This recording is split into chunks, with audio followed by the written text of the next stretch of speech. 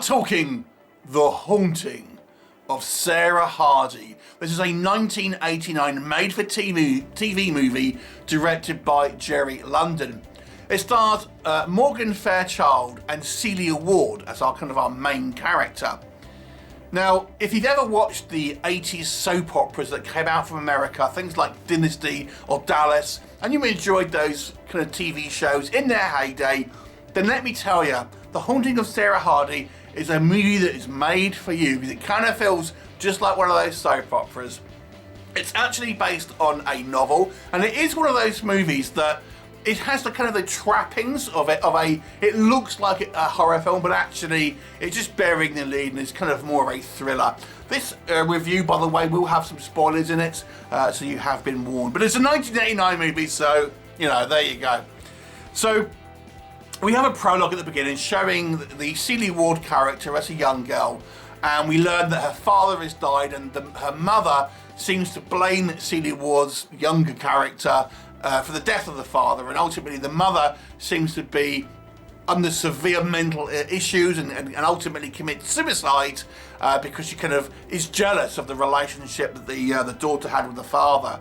And then cut to 15 years later, and now a grown-up little girl is played by Celia Ward as the character, who is a wealthy heiress who has just met the man of her dreams and is about to get married. We're introduced to a few other characters, including Morgan Fairchild's friend of hers, who is now ironically a soap actress. Her other friend, this kind of guy who clearly has a crush on her and is now a doctor. A few other characters, including the kind of live-in maid who has been there for years, etc. And so Celia Ward's character and her new husband go back to this kind of house where she grew up and she hasn't been for many years, called the Pines.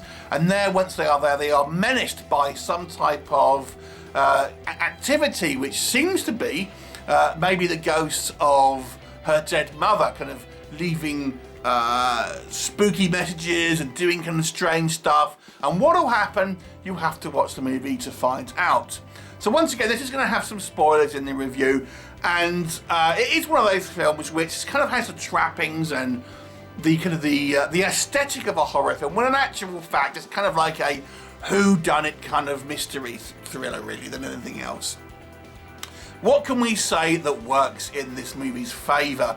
Like I've said, if tonally you like things like Dynasty or Dallas in the heyday, then this movie is right up there. If you've ever watched a kind of a film or a TV show that has a TV show within the TV show where characters are watching, you know, some type of fictional show, it actually reminds me of one of those sort of things that you would see, the kind of the real super cheesy soap elements that are present, that you kind of, you know, that you always see in these kind of like mid-80s and kind of early 90s soaps and things like that. Super kind of like glamorous and rich people living very kind of lavish lives, satin sheets, big hair, it's all there.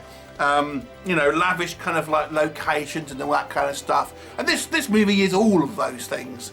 So it is a super cheesy and very, very TV movie feeling kind of feel to this. So that's not necessarily a good thing, but if you want that kind of entertainment, then this movie will give you that in spades. What I will say is legitimately good is that I do think Celia Ward and Morgan Fairchild do actually a pretty good job with their characters, both consummate actresses, I have to say, and I think both sell their roles pretty well. And, you know, I thought their characters, I mean, Morgan Fairchild doesn't have a huge amount of screen time, but nonetheless, I think they both make for interesting characters who you kind of feel you really kind of get to know. And despite this obvious kind of like quick turnaround and kind of lack of budget this movie has, I actually did think they did a pretty good job of, you know, of selling these kind of characters.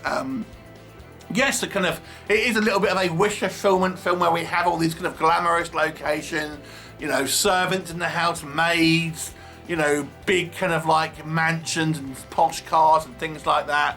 So, you know, it's kind of fun living in a kind of these worlds for a little bit of time. That's kind of one of the reasons why soaps like Dynasty and Dallas were popular at the time. It was kind of escapism into these kind of the world of the one percenters. And this, again, this TV movie, I think, presents that.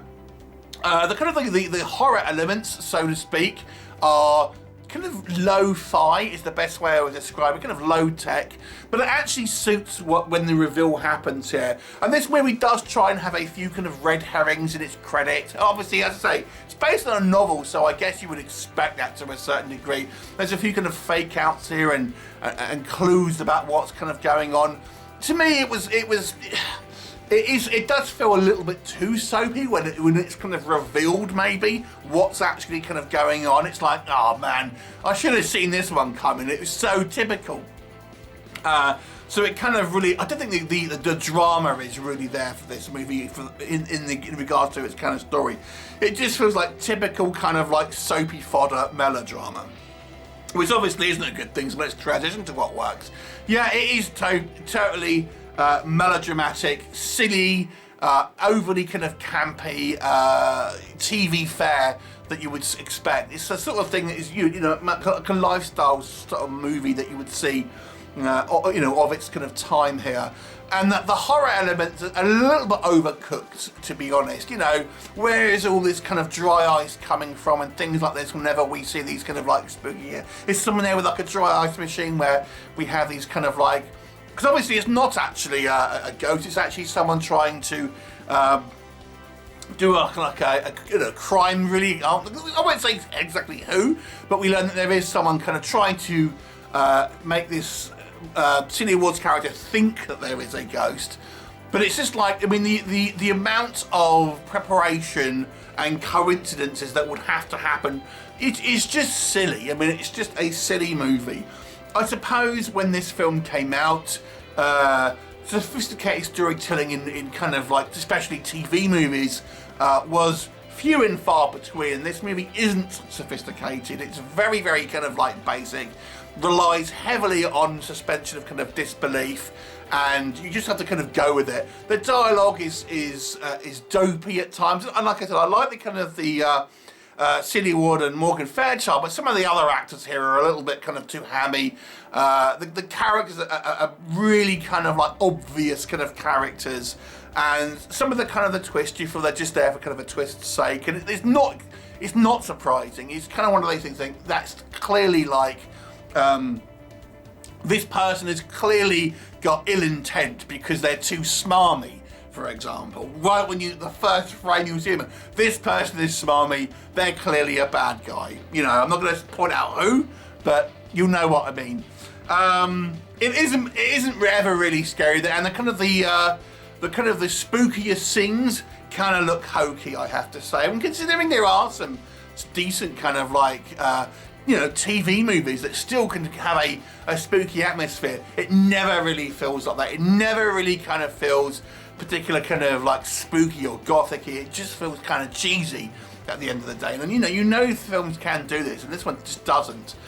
This movie is certainly a movie of its time. It's like a quintessential bad TV movie with a couple of kind of high points here and there. But overall, it's not really worth watching unless you are really kind of like hankering for a bit of 80s cheese, and if you really like Dynasty. I'll give it a 4 out of 10. And that's really based on, I think, some good performances from Silly Awards and Morgan Fairchild. Have you seen it? What did you think of it? Leave me a comment and I'll look forward to seeing you next time. Bye for now.